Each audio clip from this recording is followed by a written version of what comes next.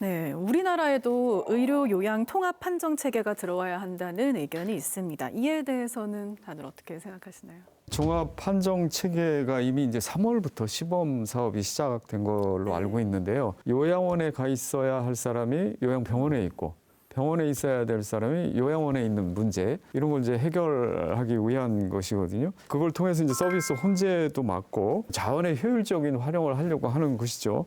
그런데 이제 걱정이 되는 게 판정을 했으면 판정에 따라서 서비스가 진행이 돼야 되는데 케어 플랜이 좀 합리적으로 계획이 돼서 거기에 따라서 서비스가 되고 또 그 기능이 다양하게 분화가 돼 있어야 선택을 할 수가 있거든요. 병행이 돼야지만 판정 체계가 효력을 발휘할 수 있지 않을까. 그런 후속 조치가 좀 같이 있어야 되지 않을까. 근데 한 가지 지금 좀 문제가 제기되고 있는 게 정책이나 제도를 시행할 때 충분히 검토 기간을 가지고 어떤 시행착오를 줄일 수 있도록 협의하면서 좀 진행하면 좋지 않을까 이렇게 생각이 됩니다. 이 부분의 자료를 찾아보니까 통합 판정을 하려면은 기본적인 도구가 필요한데 네네. 이 부분에 대해서 정부가 제대로 자료를 내놓지 않는 거죠. 판정 체계 자체는 예. 95항목이 이제 정해져 있습니다. 이제 의사의 네. 소견서라든가 그래요? 예, 여러 가지 이제 등급 판정에 관한 자료라든가 있는데 의료인이 얘기를 하는 것은 서류만 보고 그걸 어떻게 판정을 할 수가 있겠느냐. 그리고 이제 국민들이 자기 어떻게 보면 선택권이 제약이 된다고 생각할 수도 있지 않습니까? 나는 병원에 가고 싶은데 병원에 가라 이런 경우가 있을 수 있으니까 국민들을 어떻게 설득하고 납득시킬 수 있을 것인가 이런 것도 좀 고려를 해봐야 되지 않을까. 의료 필요가 높고 요양 필요가 똑같이 높을 때는 그렇죠.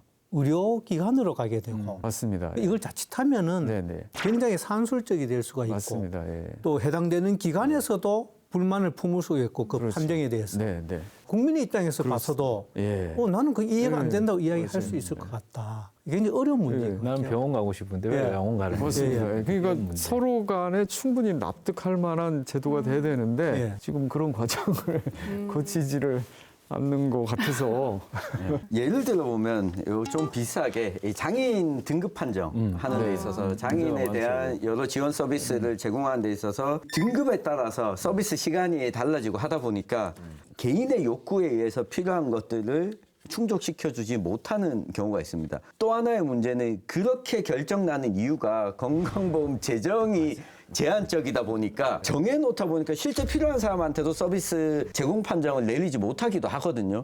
그러니까 이것 때문에 장애인 부모들이나 장애인 당사자들은 일부러 더 아파야 되고 더 불편해야 돼. 더 불편해야 되고 이걸 증명하기 위해서 문제가 불거지기도 하는데 결국 이게 건강보험 재정을 어떻게 늘릴 거냐 그리고 요양원이나 요양병원 판정이 났을 때 간병급여가 보장되느냐 안 되느냐. 그래서 선제적으로 일단 간병급여가 저는 보장이 되고 난 다음에 필요에 의해서 재원이 어느 정도 설계를 하고 시행을 하는 게 맞지 재원에 맞춰서 여기에 끼워 넣을 가능성이 저는 그런 우려가 좀 있어 보입니다. 선제적인 조치가 먼저 필요하다라고 말씀해 주셨습니다.